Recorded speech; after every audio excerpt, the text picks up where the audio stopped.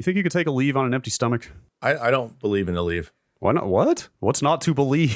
Look, What's not to believe about a leave? It's too much of a time. It's too much of a commitment. Like if I hurt and it's good for what, like 6 days or something, 12 hours. I don't know. A long time. First off, not medical professionals here. This is a technology podcast, not a medicine podcast. Maybe you're not.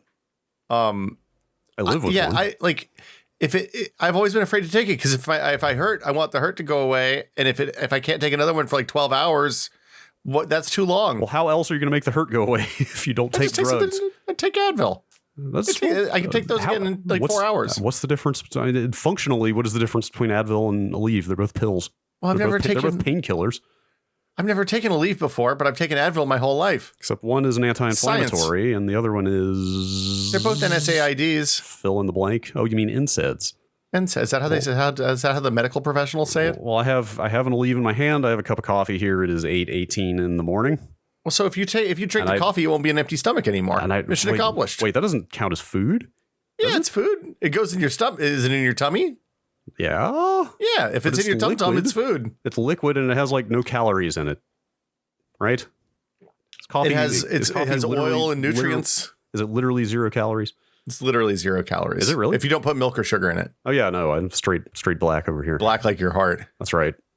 I messed up my neck something fierce doing a workout yesterday and it hurts a lot. Oh no. And I'm old. Wait, how are you working out? You got a gym in there now? No, I got some hand weights and that. We talked about it on the self-care episode a few weeks ago. I got that app, 7 minutes of hell. I got the Ring Fit, and we've literally used it like 3 times. I didn't like the Ring Fit, it turns out. Oh, I waited all that time. You could probably offload that thing for at least most of what you paid for it. They're pretty readily available now. It's not like a vendor markup situation. Well, you just make somebody stay. We use the resistance band. The resistance band is nice for other exercises. All right, here we go. Here goes. You're going to take this empty stomach leave. 12 hour. It's a commitment. 12 hours of no pain. I could barely move my head right now, man. I got to do something. Is this possible? It's related. It could be related to your dual monitors. What? Are you spending more time looking left or right? Well, yes, but I've been doing that for the last 3 years, two. But are you spending more time at the desk now than you were in the past? Yes. I jacked up my neck pretty good because I was looking at the chat monitor too much, and now I just ignore chat and everything's better.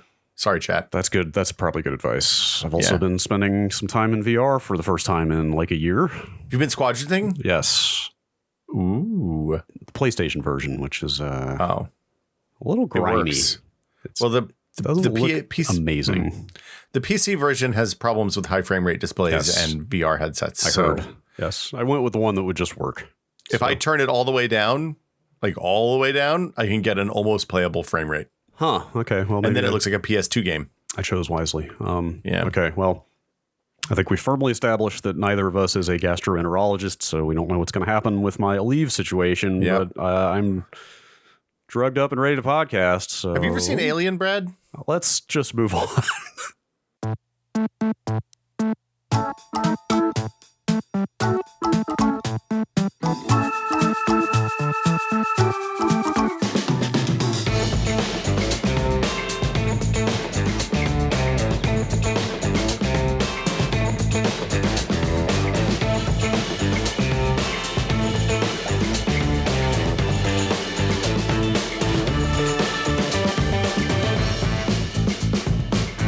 Welcome to Brad and Will Made a Tech Pod. I'm Will. I'm Brad. Hello. Hi. Hello. Hey, you still there? Everything okay? I was about to cough, but I am suppressing it now. Yeah, no, don't cough. I didn't take a cough suppressant. I just took that Aleve, but okay. We'll see how things go. That one. That's impossible. Literally, Home Assistant told me that's the case, and Home Assistant does not lie. This is the 0 particulate matter that is not. No, it was one. That's not something. One particulate matter. Oh, I see. Okay. Yeah. You mean it's an index? Do you mean the PM 2.5 was one, or the ozone? The AQI was one. The full aggregate was one. Yeah, the full aggregate. The American Air Quality Institute of America said, they looked deep into the heart of our air and they said, hey, this is a 1, dog. Well, maybe the particulates were 0 and the ozone was bringing that number up. It could be. It could be. Or, it could have been some sort of methane emission in the immediate vicinity of my house. Of your sensor, right. Oh, yeah. Well, we're in the green right now, so. Yeah. I think some windows are going to get opened around here after this. Ooh, fancy. Let's see if we're still green in say 45-ish minutes. Anyway, you're going to get that cross ventilation going. You get windows open on both sides of the apartment, but have like blow straight through there. Could do that cross breeze, man. Just turn this place into a wind tunnel. Yeah, please. What are we talking about today, Brad? Giblets. I love giblets. It's almost time for Thanksgiving. Right, you got to make that just gravy. Carve them up, serve them in this, get the gravy boat, dump it all over the chiplet. No, that's not what we're talking about. Oh, you said chiplet. Yes. Oh, central. That's fun too. Central processing unitlets. Ooh, I do like these. About here. This is a cool idea. Yeah. AMD announced their Zen 3 line of, I should say Zen 3 microarchitecture. The new Ryzen 5000 series based on the Zen 3 microarchitecture. Did they name Zen based on the Half-Life 1, the final levels of Half-Life 1? That was XEN, wasn't it? Look, it's impossible to say. I don't think it's impossible. It's difficult, and by difficult, I mean a Google search away. Oh, yes. Yeah, it's ZEN. You're absolutely right. XEN, Half-Life, ZEN. I mean, like, whatever. You look at all the imagery they use around the marketing of these chips. There's a lot of like sort of Eastern-looking brushstroke type animations and stuff. Yeah. Like I think that is very much leaning into a little bit of this, a little bit of that. Sort of, Eastern kind of Buddhist sort of styling is what they've got going on there. I guess the Buddhism is probably where it comes from. I think they're saying these processors are so fast and efficient and massively parallel that you will go to a better place, a state of nirvana when you use them is what they're trying to say. That sounds pretty good. I like Nirvana. Yeah. I'm going to stop. What? Yeah. But no, what's going on? I'm pretty excited about these. Go on. These look really good. They look like very competent to best in class at their price points for sure. Yeah. And even at the high end now, chips, assuming the benchmarks like so this is like the paper launch where they tell us what's inside the chips, not where they give reviewers a bunch of CPUs. Yeah. Apparently that's coming pretty soon because they're launching November 5th, and I saw at least one hardware site saying that their review samples are in the mail now. Yeah. So I've heard from multiple people that review samples, if they haven't arrived yet, are on the way. And they were saying, so basically the top level stuff is that this is a front to back redesign of the Zen architecture, the chiplet design that's been in the first two generations of Ryzen chips. And it's running on the 7 nanometer TSMC process. And they are, look, I'm always skeptical of vendor benchmarks, but the way that they did this looks fair. If, I would describe it as maybe selectively chosen, but not outright cooked in terms of the benchmark numbers. They said it's 19% more instructions per clock cycle. That's the big one. Which is an aggregate number based on, as they said, the geometric mean of 25 benchmarks. Yes, I'm not, as opposed to other types of mean. I'm not sure what makes that distinct other than being geometric. But like that is the big story here, because that is the one place that AMD was still lagging behind Intel, right? Well, as a single core performance and gaming, they had problems. Yeah, well, those are kind of hand in hand, right? Yeah, because a lot of games still are not making like the massive use of multiple cores, right? That's it. Most games, even if they do use multiple cores, so like I often use PUBG as this example, even though it's not particularly CPU bound. But you have one main thread that needs a really fast processor, and then a lot of other stuff runs on secondary threads like audio and physics and things like that. Right. So if that main thread is slow, then it chokes the whole thing, and you run at the speed of the main thread rather than you're not. If you're playing most games, you're not taking advantage of 6, 8, 12 CPU cores with 2 threads apiece, as opposed to like a Photoshop or a Maya or a you name your media heavy productivity application, which would. So Photoshop's weird because Photoshop it's multi-threaded, but not like there are filters that are multi-threaded, but I feel like if you're just resizing your photos and stuff like that, you're probably not going to see a whole lot of multi-threading. That's fine. I mean, like static image processing got fast years ago. That's not a huge thing. Yeah, but like video encode, CAD, stuff like that. Yes, video encode will use as many cores as you can throw at it. Well, that's actually like big for me with all the stuff we're doing at home now. Like I was working with a 175 gigabyte ProRes file on my NAS the other day. And that thing has a 6700K in it, and I actually needed to crunch that video down to like a usable H.264, right? Yeah, it's going to take a minute to upload to people, and yeah, that took a while on that 5-year-old quad-core CPU. Right, so it's time to upgrade. I kind of want to put one of these things in my NAS now. I mean, that's a really, assuming they're supported properly on. I mean, look. I think when you move to Linux, that makes a lot of sense. Yes, I wonder what the BSD support for Ryzen is like. My superficial understanding is that Linux is pretty good on AMD these days. The free BSD less so. In fact, also, boy, this is going off in a million tangents. We have to get used to saying TrueNAS instead of FreeNAS. Oh, right. FreeNAS is about a week or two away from not being a going concern anymore. Oh, wow. Okay. TrueNAS 12 is coming out any day now. I've stayed away from the scene drama. We really need to think about spinning up that second podcast called Scene Drama. That's just us digging into the scene drama and different open source projects. I just want to be trawling the discussion forums and mailing lists of open source projects, looking for people sniping at each other all day long. Just dramatic readings of people getting mad about library incompatibility. Is somebody upset about your all of my interests converging? Is somebody upset about your header file formatting on an open source project? Send us a note to scenedrama.content.town. I mean, I think we've talked about it before, but I should the example of that is I've complained about this when FFmpeg pulled the NDI support out. Yep. Because New Tech screwed around and violated their license. I mean, rightly so. They pulled their support. Yes, it's somebody high level from New Tech in that thread, like the CTO or somebody. Like I looked him up. It was like this is a major figure at this company that makes the TriCaster, being lambasted by like half a dozen people from the FFmpeg project, just like yelling at this guy, and he's just like flailing around trying to defend what they did and like smooth things over so their relationship can continue. And these guys are just not having it. So.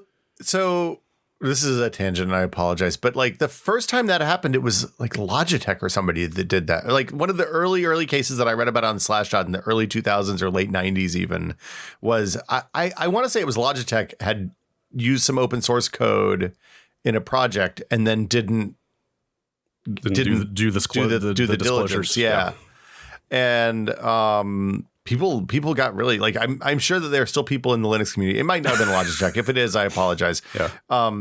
But yeah, I'm sure there are still people in the open source community that are like, fuck those guys. I'm not using their hardware ever again. Those grudges last. I mean, I get it, man. If you're going to put that much work for free into something, you kind of want people to respect the work, right? Yeah. Anyway.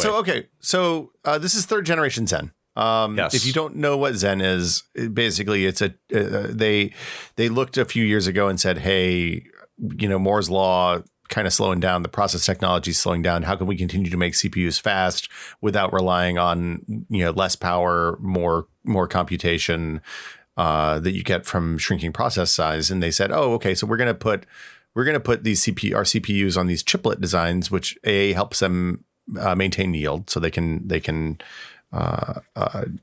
build smaller, easier to manufacture chips and then jam them onto a die together. Yeah, as opposed to the Intel model of just one giant die that has every core on it, and then if they get chips off the wafer that aren't bad, that don't hold up, that they bend poorly, you just kind of have to toss it, right? Well, or they burn out, they disable big chunks of it. Yes, I don't mean they literally throw it in the trash, but you know what I mean. Like it's not up to spec for the thing they would like to sell it for. Yeah. Whereas like they're just making the components of these chips or these CPUs in smaller parts that can then be combined together.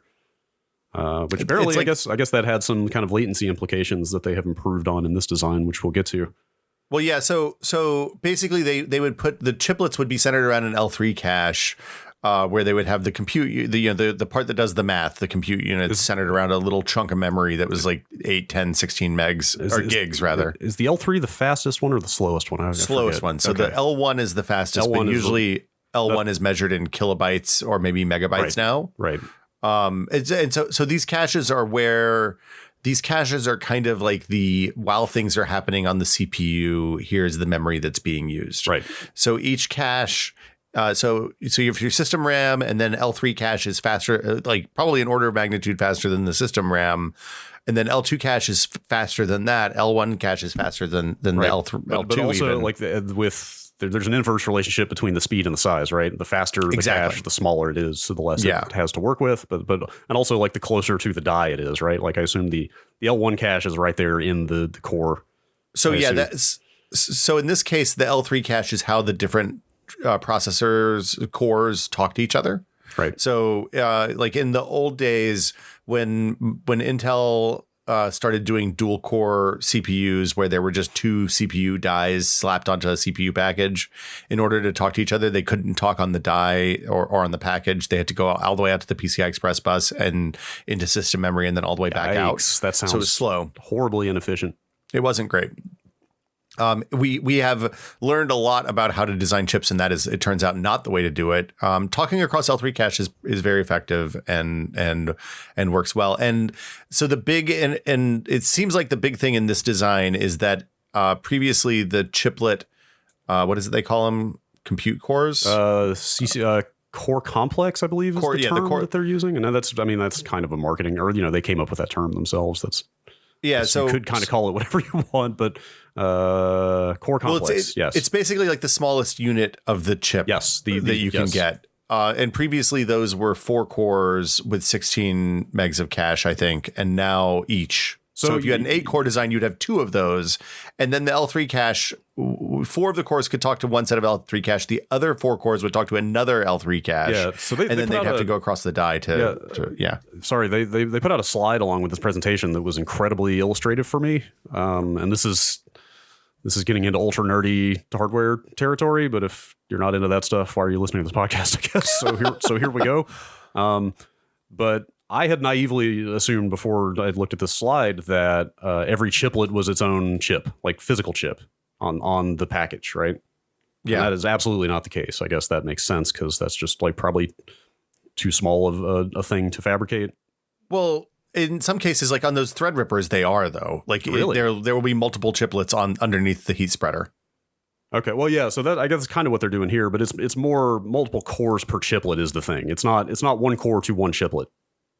Which is what I thought it was. Does that make sense? Yeah, no, that's you're right about that. Yeah, so the chiplets are centered around the L3 cache. That's right. That's the thing to remember. Well, I think the L3 cache is part of the chiplet is what I'm getting from this. Like a chiplet, quote unquote, is like a number of cores and the cache in one die, I believe. Yeah, that's correct. So what they've done here is upped the number of cores per chiplet, if that makes sense, right? Excuse me. Roughly. They've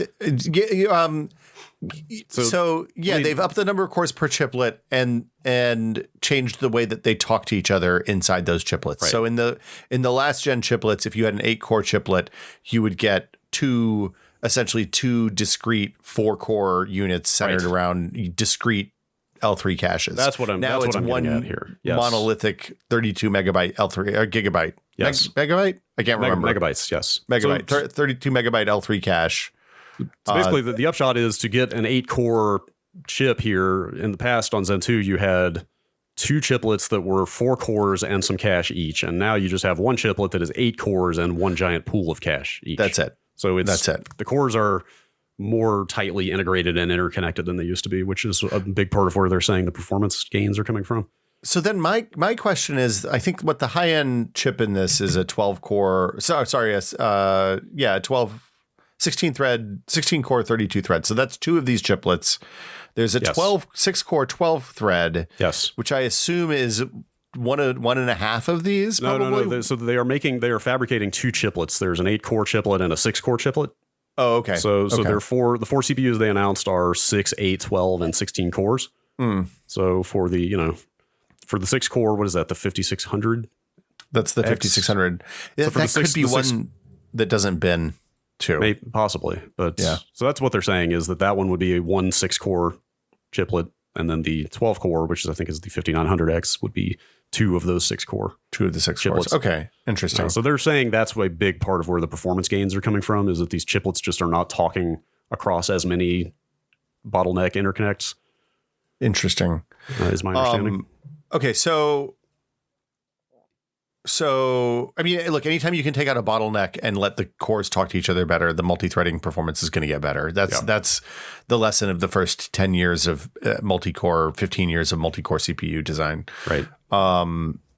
the other stuff that's changed, I mean, it's pretty much like so double L3 cache per core complex, which is good. Yeah. They're saying that they've made the floating point and integer units were wider and more flexible with lower latency than they had before, which I assume is the latency is related to the not having to go across buses to talk to different cores. Yeah. They put out a whole breakdown of like, here's where this 19% higher IPC that we're claiming is coming from. And it's like, 4% is from this, and 2.5% is from this. And it's a lot of, branch prediction and like hardcore CPU design stuff that I barely understand. Yeah, the branch prediction stuff is always interesting to me because basically what they're doing with that is they calculate multiple potential outcomes of what the next math is going to be that you request, so that it's just done when you ask for it, which is you just pluck the correct answer from the pool of answers instead of having to do it on the spot. Yeah, that makes sense. Yeah, it's a trip. Is it worth stepping back real quick and talking about, like, I don't know if this is getting in the weeds or if this is too basic, like the difference between like instruction set architecture and microarchitecture, because I feel like a lot of people just shorthand both of those to architecture. I think those are basically the same thing, aren't they? I don't know. No, like instruction set architecture is something like x86 or ARM or PowerPC.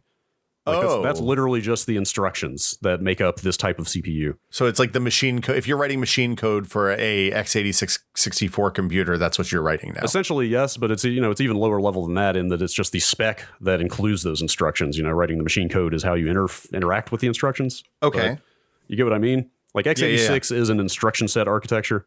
Yeah. And then there's like x86 64 on top of that, which are extensions to that, et cetera, et cetera. I know it's guinea pig breakfast time. The weaking of the pigs. I know we talked about that some with the ARM NVIDIA episode. Yeah. A microarchitecture is something like Zen 1, Zen 2, Zen 3, or like on Intel, like Skylake is an example of that. Those are implementations of the instruction set. So one is a subset of the other. Yes. Yeah, the microarchitecture is a subset of the instruction set. And I just see a lot of people just abbreviate both of those to architecture, which kind of confuses the issue, I think, because I've always done that, Brad. Oh, I know, I have too, but I think the reason I bring it up is it helps illustrate why these things can be faster than the previous generation, because they've gone in there and tinkered with how, like you said, how branch prediction works and how things are executed in the internals, even though like it's still x86, right? Well, and you're still running the same like low level, like if you compile an application, the same code will run on this processor in last generation and an Intel processor. Right. It just may run better on one than the other. Right. And part of the reason I bring that up is because I wanted to compare these chips to where Intel is at, which I guess we'll get to a little later. I mean, I think Intel has been very stagnant because all of their chips for the last the last 5 generations of their chips have all been on that same Skylake microarchitecture, which is getting extremely long in the tooth now. Well, and also, I mean, look, this is the thing that AMD has done well over the previous generation, both with this and with the original Athlon too. Yes. They looked at where the market was going and they were like, Intel was building Pentium 4s at the time, was building these really deep, highly dependent on good prediction pipelines in their microarchitectures. And AMD was like, I don't think that's the right way to go. And they spun out the Athlon microarchitecture, which was not as deep and was much faster, and they were able to clock it differently. And they whipped the llama's ass back in those days. Yes, that let them take the performance crown for quite some time. Like 4 years, it seems like. So like explaining all that is a way of saying that AMD has just been iterating on their design way faster than Intel has, because Zen 2 is only 2 years old? Year and a half? They've been spinning new stuff about every 18 to 24 months, it seems like. Like they are 2 times or more faster than Intel in bringing new generations of chips out.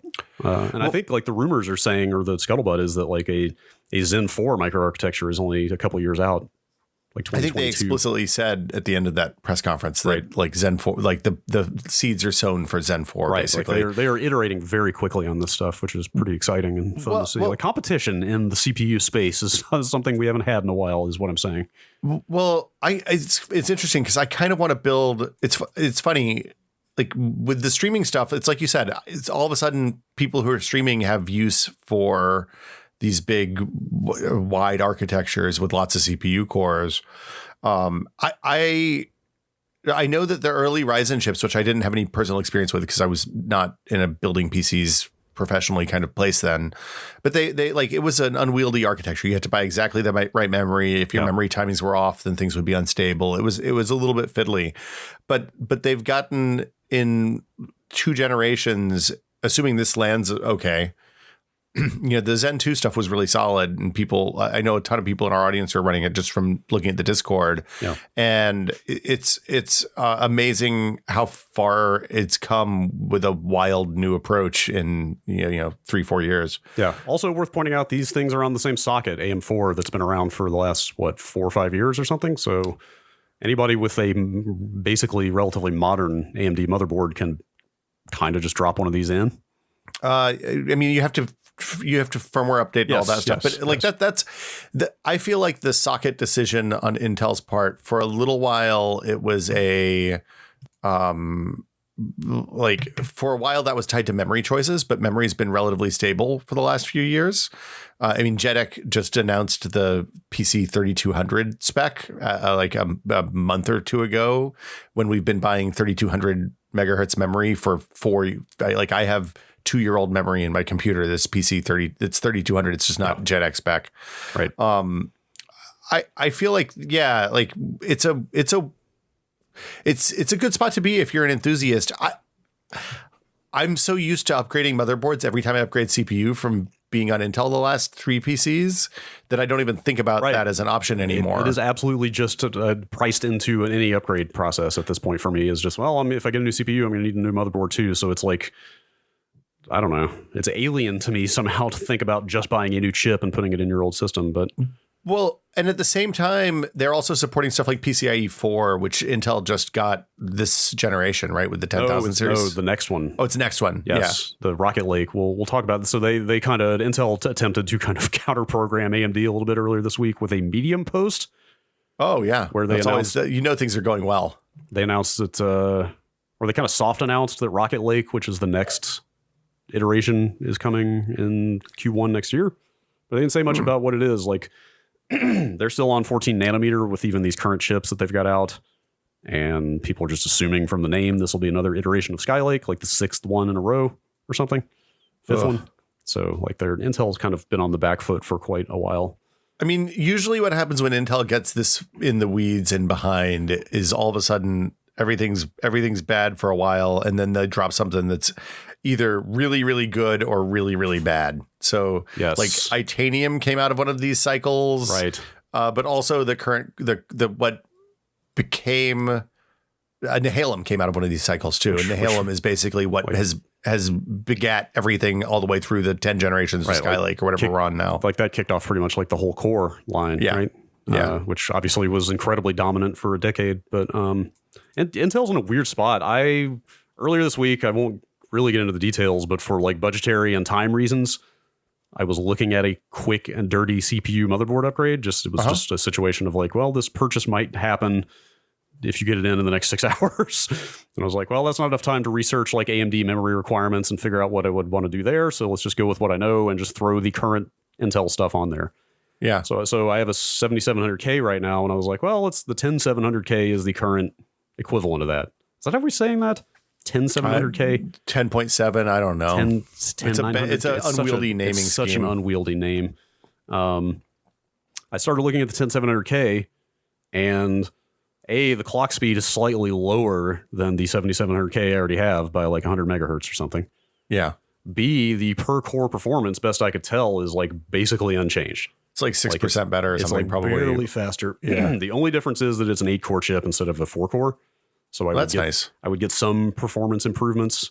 But probably not in the games. But not in games. Like I was looking at benchmarks between the current one I have and this chip 3 generations later.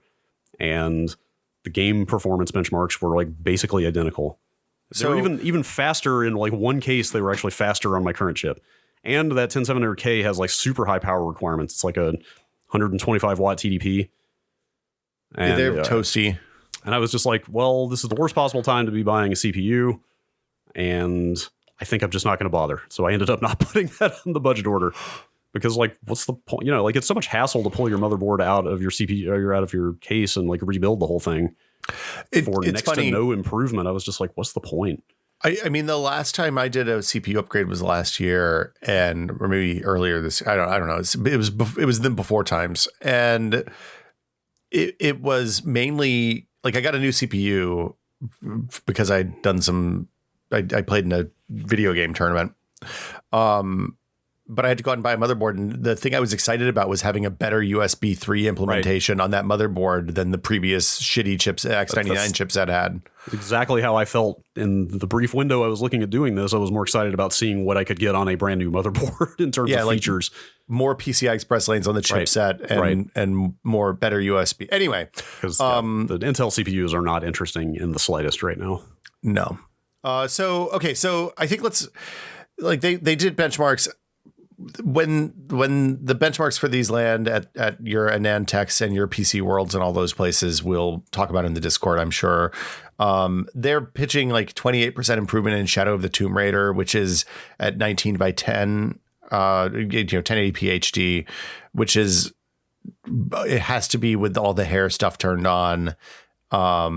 And it must be set up to be as CPU bound as possible to see that big of a boost. Yes, I see that you wrote here in the notes, must be really CPU bound, which I guess answers the question I was going to ask, which was, it sure does seem like Shadow of the Tomb Raider gets used an awful lot for benchmarks by everybody. So AMD likes Shadow of the Tomb Raider because it's part of their co-marketing thing. Is it? Yeah, they like it's a NVIDIA used to have the way it's meant to be played. AMD has had a thing that's had like 10 different names. Totally. But the reason I ask is that it was also an early RTX showcase for NVIDIA. So right. Oh, right. It was the first Tomb Raider that was an AMD game.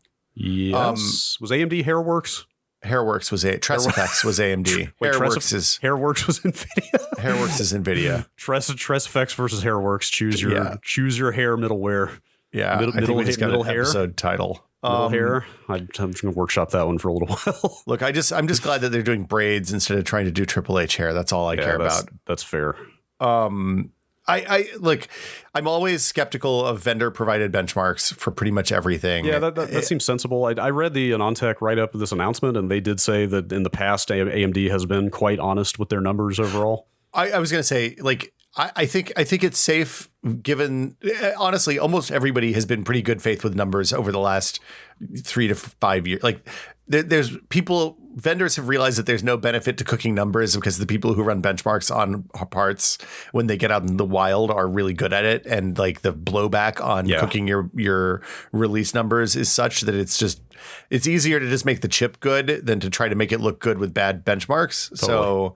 So I think it's safe to assume that especially the single core performance of this is going to see a pretty significant boost over Zen 2. They say 19% improvement over Zen 2 for the IPC instructions per clock, which is the single core performance. And crucially, they claim that is significantly faster than Intel's best offering right now. So this is essentially them saying we have the fastest CPU on the market now in every possible use case.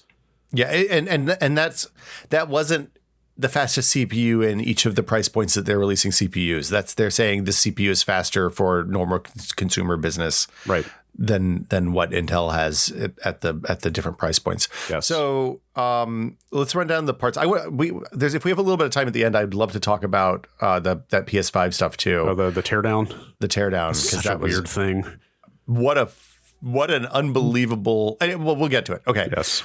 So four CPUs coming with Zen 3 rather. Yeah. At the low end for $300, you got the Ryzen 9 5600X. It's a 6-core 12-thread. Hold up. I think it's a Ryzen 5. Isn't that right? Did I say Ryzen 9? Yeah. I wrote Ryzen 9 on all of these. Yeah, I believe hang on. I've got the chart here. I know it's confusing. There's too many numbers. Well, I mean, the important thing is it's a 5600X. There's only one 5600. Yes, it's especially confusing because they put the Zen 3 name out there, but the previous Zen 2 chips were Ryzen 3000 series. So they skipped 4000.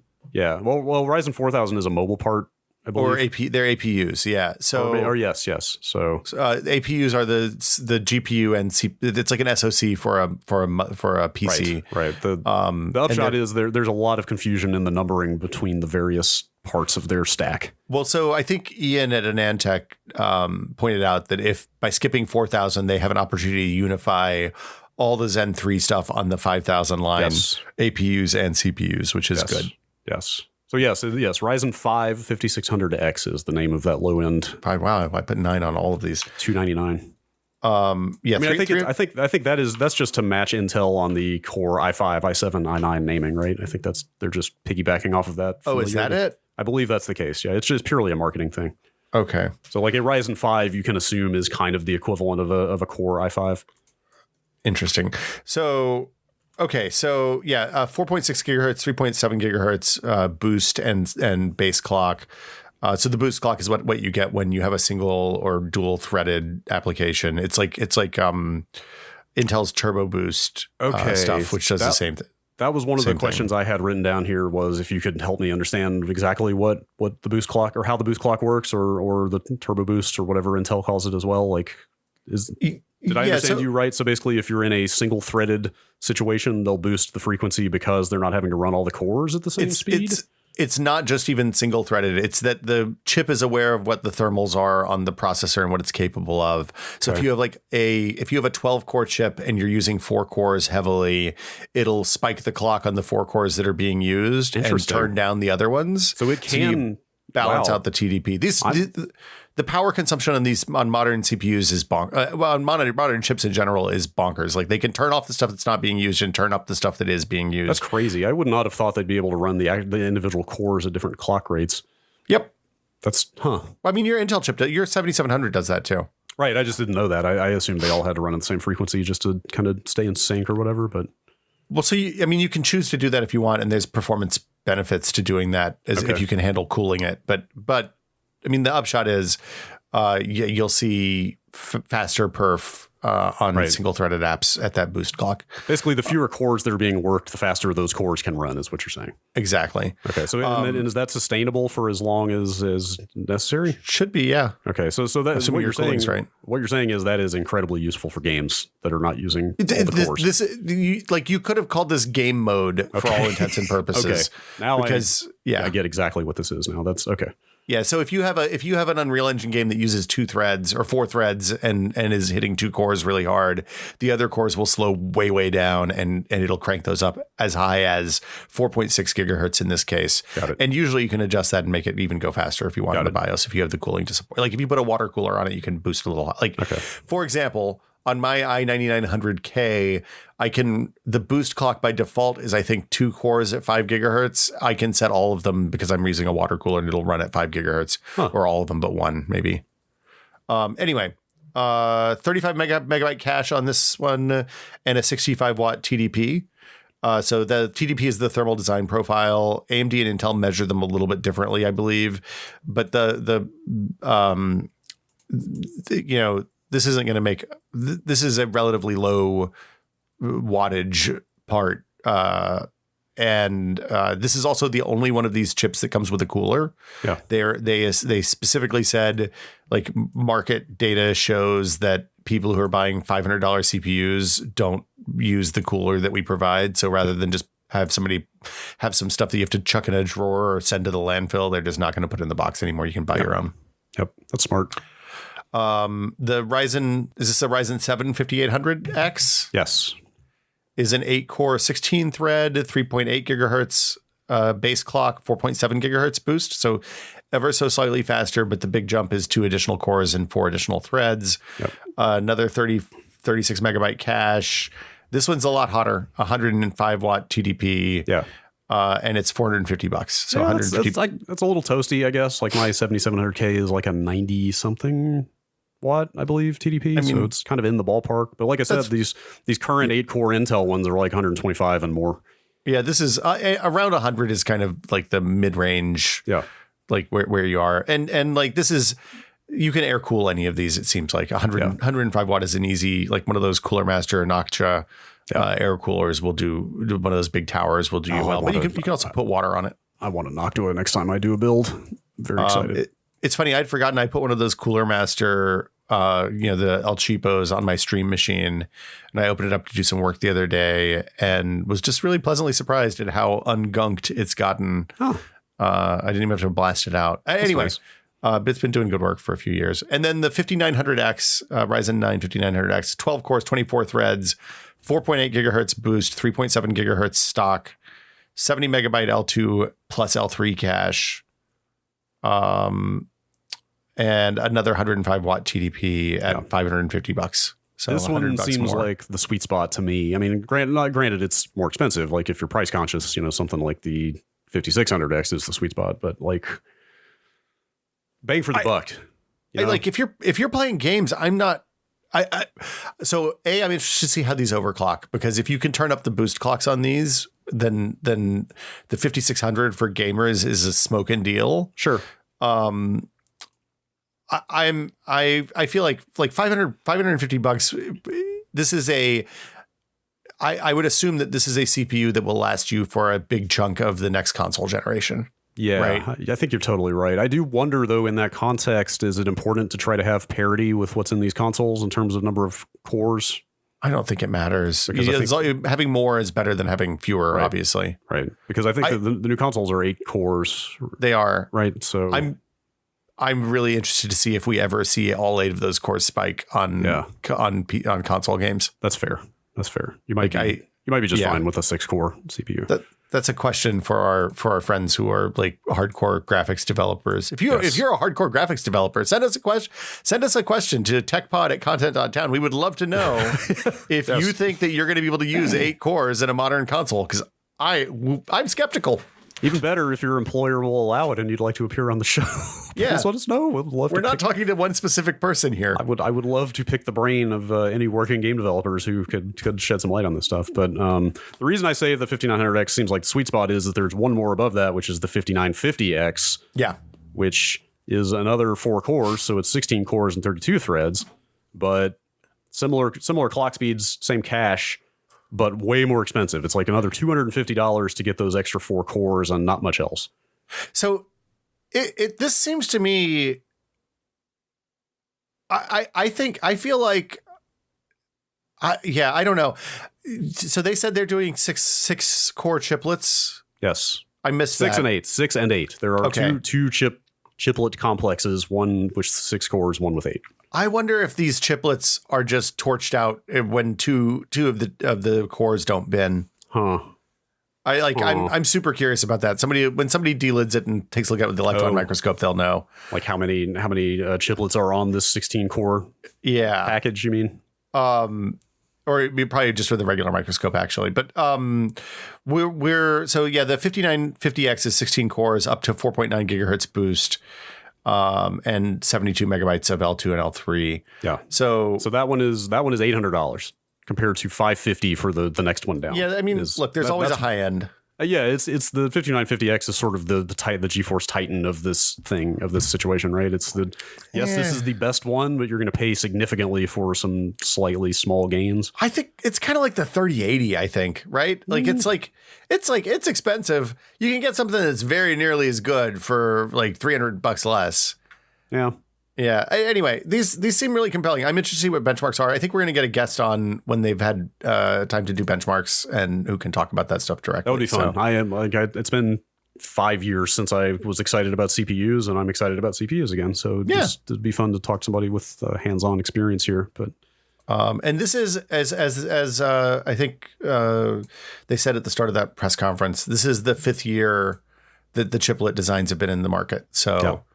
And then at the very end of that, they teased the Big Navi, the Radeon RX 6000 announce, which is happening in like 2 weeks-ish. On the 26th, I think. Yeah. Which they didn't say a lot, certainly very little in the way of numbers, but they did mention the 4K basically 4K performance in Borderlands 3. Yeah. And the numbers they put out there seem relatively competitive with somewhere in the 3070, 3080 ballpark. I mean, I think, look, AMD's graphics cards have played low end and mid range, firmly low range the last few generations. So I like they're riding the fat part of the curve. Right. That seems to be their GPU strategy. More of a price to performance kind of value rather than like hitting the top end of the performance. Yeah, they're building stuff for the places that people spend money versus the places where people want to spend money but don't. Right. So. But I mean, I'm sure that they are riding the wave of all the R&D they put into these new consoles, right? Because that's that's a good question. I don't know if they're allowed to. Like, I know that when they build these console GPUs, those teams are really siloed off from the rest of the company. So my understanding is that at least in the beginning, when they started this relationship with the Xbox 360, I guess. Yes. It was original Xbox was Nvidia, and then they went AMD from there. Yeah, so IP moved from the PC/Radeon team to the Xbox 360, but not back the other way. My guess is that this would come down to whether they are licensing that architecture to the console makers versus whether they sold them the IP for it outright. I'm sure they're licensing. Well, so in that case, I mean, they've said the consoles are RDNA 2 based, and I assume these graphics, the Big Navi is as well, right? I think they've said as much. I guess that's true, yeah. So there's got to be at least some overlap. At any rate, they've certainly learned a lot in working on these new machines. Well, yeah, so if you're thinking about it in terms of like open source projects, the PS4, 5, and the Xbox One Elite, that's it? Xbox Elite One? Xbox Series X? Xbox Series X, yeah, there you go. Whatever it's called, the cube and the fins. Microsoft's expert naming. Yeah, look, I fucking do this professionally. I don't know what the name of the damn thing is. Yeah. They're forks. So they forked the Zen with the architecture that they were using for the GPUs at some point 2-3 years in the past, 5 years in the past, and now they've diverged from there. So this is totally my assumption. I have no background to make this claim, but I would guess that any custom work they did for these console makers that was requested by them can't necessarily be rolled back in, but the basis of the GPU architecture that they provided to them, they can use, I would assume. Yeah. That's my assumption. So speaking of the console architectures, yes, Sony released something that was unprecedented, I think, in for them, definitely. Yeah. Like they had the lead architect for the PS5 sit down in a white room and take apart a PS5 that it looked like a production one. It didn't look like it had thermal paste and everything on it. It wasn't Yeah, I think it's the final one. He's from the mechanical design department at Sony, which is like the most Japanese corporate name for a department. I feel like. Have you ever heard old school? Have you ever heard stories about what? So when we were at CES 10 years ago, we wanted to go see an early HMD, video HMD that Sony had, and they had it set up in a special room. When I talked to the Sony PR rep, they were like, yeah, Japan just told us to block off a 20 by 30 foot room with 8 stalls. And that's where we were going to they're going to bring some hardware. And some guy flew from Japan with a case chained to him that was in a seat next to him. And Mission Impossible rolled in 2 days before the thing and set it up. And none of the US people, none of the people running CES had seen what was going to go in there, had any idea what was going into that part of the booth. That is very classically Japanese parent company, in my understanding. Especially that has changed somewhat in recent years, but back in the day, very much the home company in Japan called all the shots. They made all the decisions. The international divisions were just there to facilitate what they were doing in other territories. That's why it was, not to really getting off a tangent here, that's why it was such a big story when Howard Stringer took over Sony. Oh, yeah. It was the first time someone not from Japan was running Sony for some period of time. Okay. Now you've seen them cede some actual authority to other parts of the PlayStation business in different territories. That's it's largely being run out of Europe now. So it's changed much more. The PlayStation branch of Sony is a much more international operation now. But it was, and it seems like the product is better because everybody's talking to each other, at least on occasion. And different regions have different skill sets. Japan is very good at hardware and product design. Maybe better network engineering and UI software stuff in America or Europe. It just isn't as a services random not example. Japan, please. Yeah. So, anyway, this video is weird to me because, I don't know. It's cool that they did it. It's just, it's very un-Sony. Yes, that's kind of what I'm getting at. It's just so unlike them to they've typically been very secretive about their products. So to just have them taking apart their own box a month before launch is pretty unexpected. I mean, and there's a lot you can glean from this. There's a lot to see in here because they don't usually when they have done something like this in the past, they have kind of obscured the really interesting bits, especially if it was before launch, I would have assumed. And it's all there. You can freeze frame this video and go through it. And I spent some time doing that yesterday. I also want to shout out. So it was Yasuhiro Otori, I think is the engineer's name. Yes. his screwdriver collection is exquisite. Oh, wow. Yeah. He has this delightful wooden handled like Phillips head. And then there's a Prior that I think is great, like a little bog standard eyeglass screwdriver. And I don't know what the orange handle, what the two mid-size handles are in there, but he's got that is the widest flathead screwdriver I have ever seen. I don't even know if that qualifies as a flathead. So that's a Prior. That's that also that's the Prior. Also a Prior. Is that basically similar to a spudger, I assume?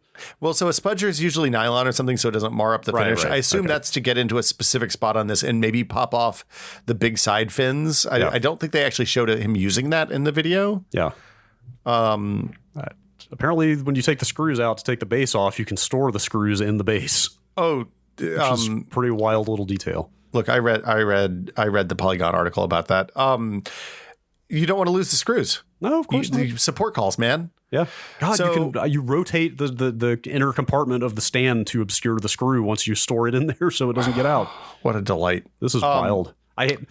I hate the way this thing looks, but I am pretty impressed with the engineering and thought that went into the design of it so far. Well, so the thing to me about this whole design is it seems like, whereas with the PS4 they were designing it like they built the hardware and then were like, wait, we have to move how much air through this, and then just put a huge loud fucking fan on it. Yes, this thing seems like it was designed from the get-go to have good airflow in and out and blow from front to back. Yeah, like people are laughing maybe somewhat justifiably about how gigantic this thing is, and it is, by all appearances, the biggest console ever made.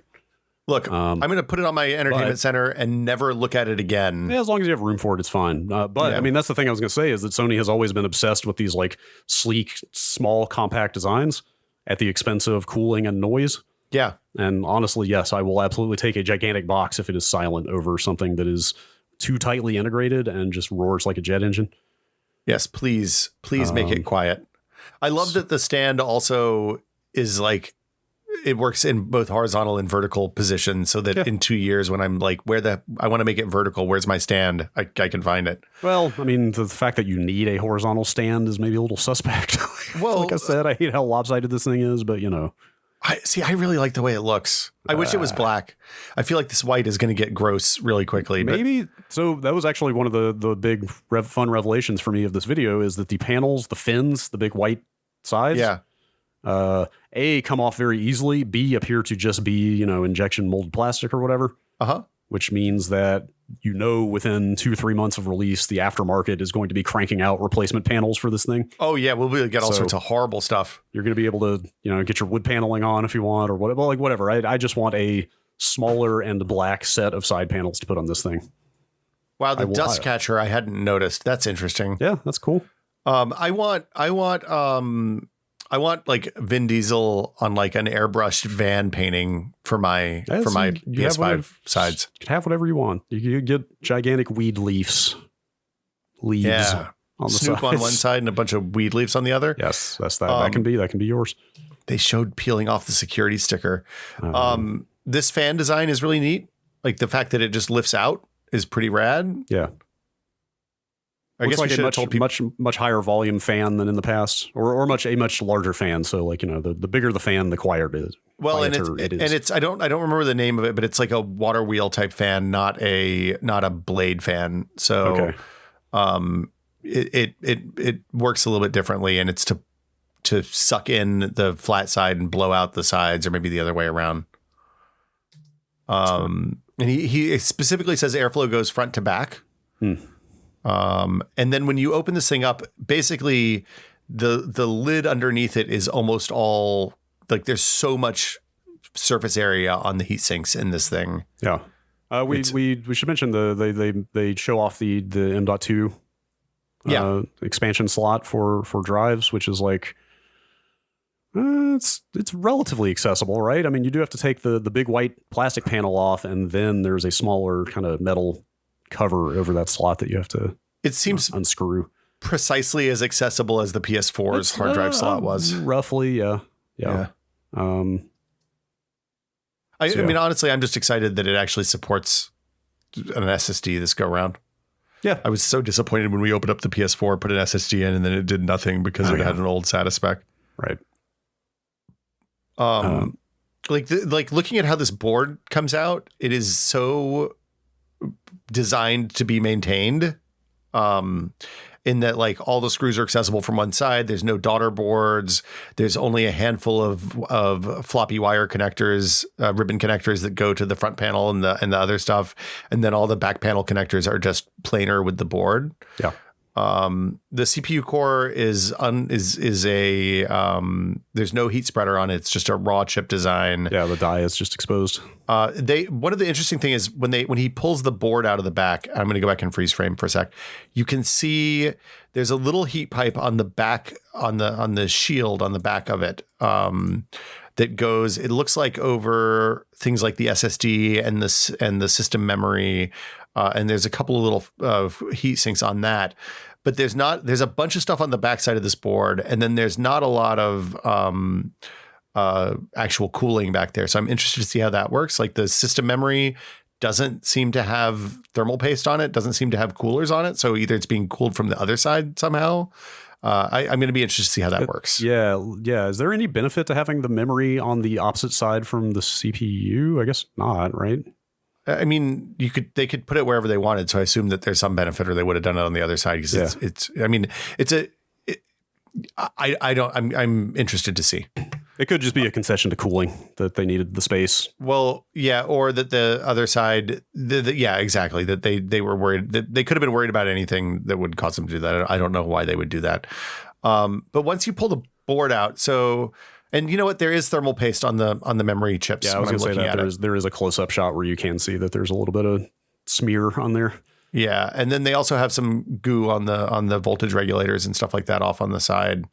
And then you can also see it on the SSD. There's memory chips on the SSD, kind of on the top right side of that board when he's taking the back support off of the CPU bracket. Yeah.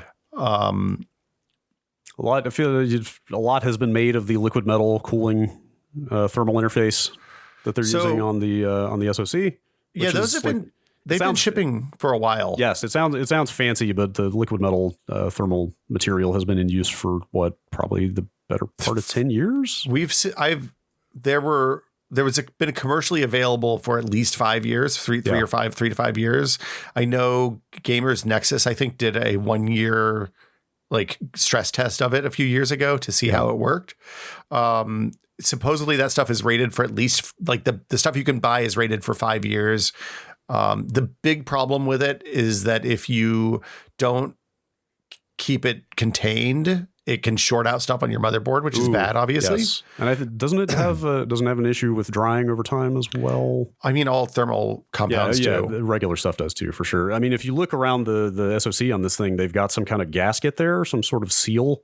Well, that's to keep it from running off onto the the backside of the CPU socket. Right. But maybe that also helps with it maintaining its kind of state longer. I mean, it'll keep it definitely contained to the die and between the die and the interface. Yeah. Just for some context, like where you see this in use is like if you buy an Intel chip and you got the giant heat spreader on there, they'll use this kind of liquid metal thermal material between the actual CPU die and that heat spreader, which you're not meant to take off. Like people do it. That's what delidding is. You know, we talked to Wes Fenlon about the wet and wild process of delidding your CPU a few weeks ago. It's a bad idea. And that's where you'll find stuff like the liquid metal is underneath that heat spreader, but it's not the type of stuff that your Arctic Silver is providing or something like that. You know, your kind of classic thermal paste. So this is like high quality stuff, but it's not unheard of in the PC space by any means. Well, especially for the direct die to thermal. Right. I mean, the interesting thing here is there's no heat spreader, so they're going straight from the die to the heat pipes.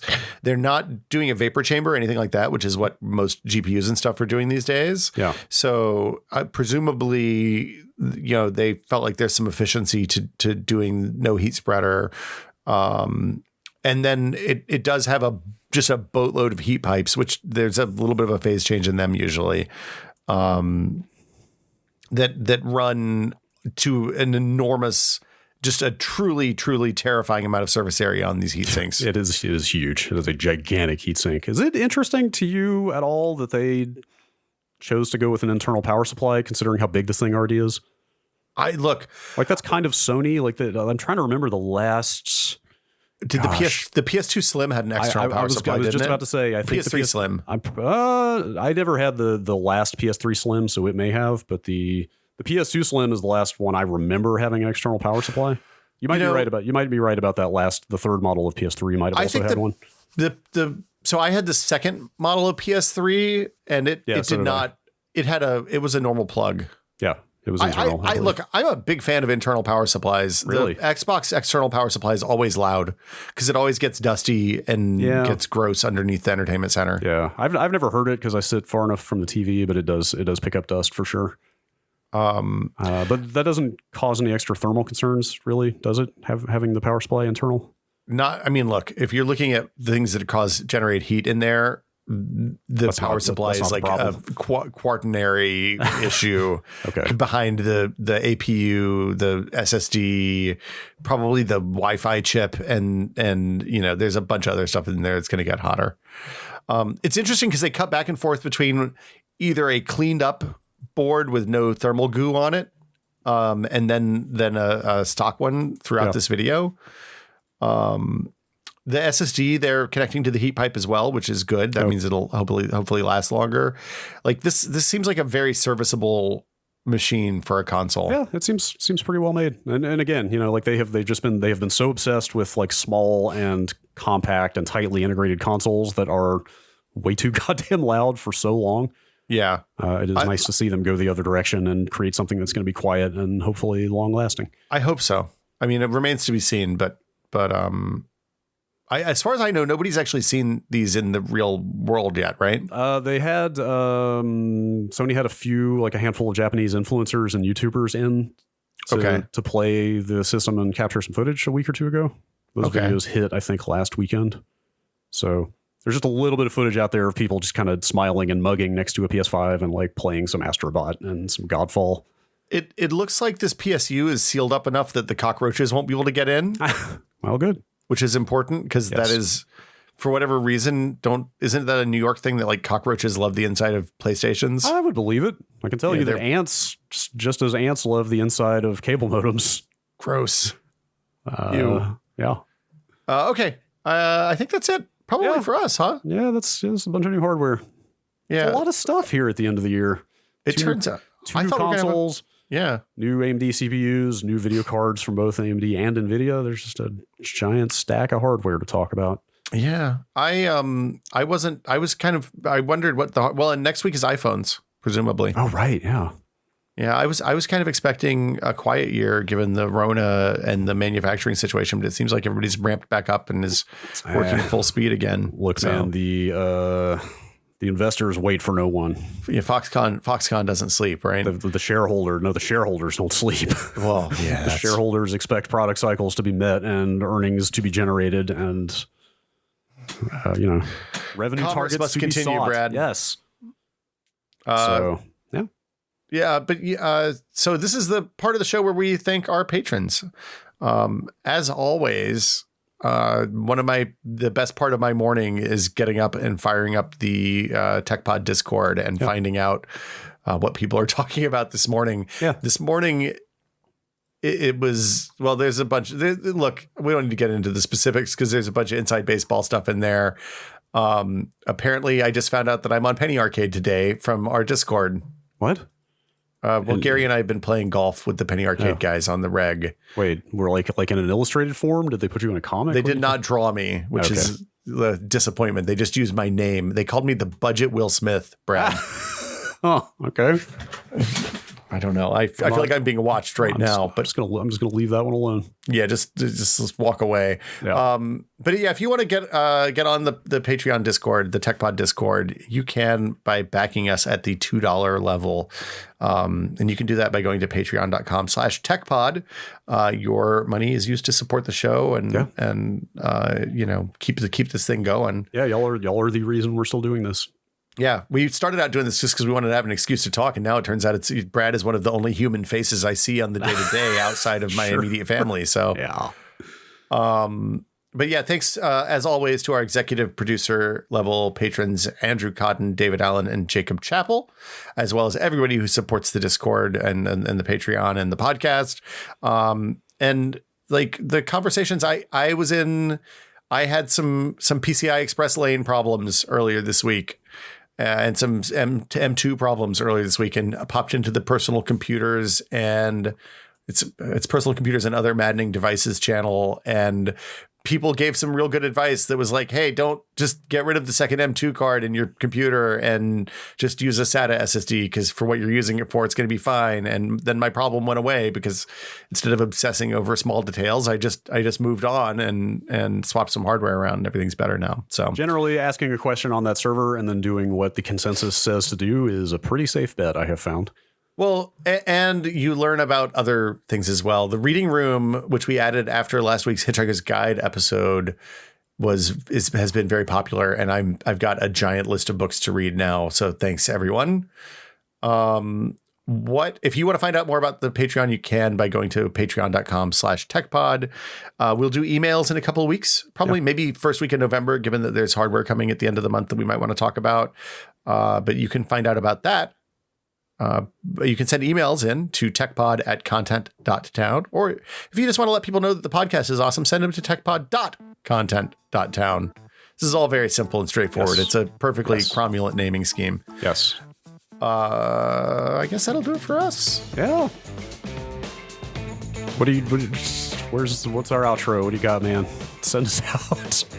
I guess I'll see you next. This is the danger of the early AM podcast. At some point, the brain might just short circuit. I ran out of coffee about the time we started talking about boost clocks. I was just about to say this cup can only hold so much coffee, and I haven't gotten to re-up yet. So let's just boost clock on out of here. That's what I got. See you all next week. Bye, everybody.